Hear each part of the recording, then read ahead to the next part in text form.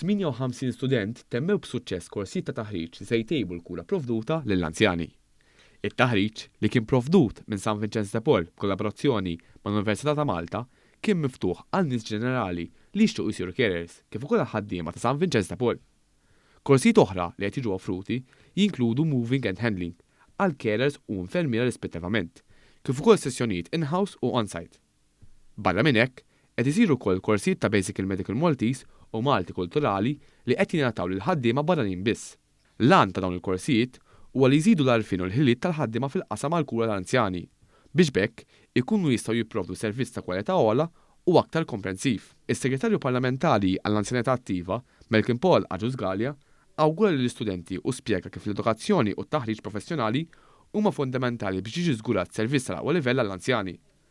Huwa spjega li l-fatt li dawn il-korsijiet qed jittiraw kemm Maltin kif ukoll barranin huwa xhieda ta' kemm huwa importanti u effettivi. Sostna wkoll li ser jkomplu jinvestu fit-taħriġ u l-iżvilupp tal-ħaddiema ta' pajjiżna biex joffru servizz dejjem aħjar.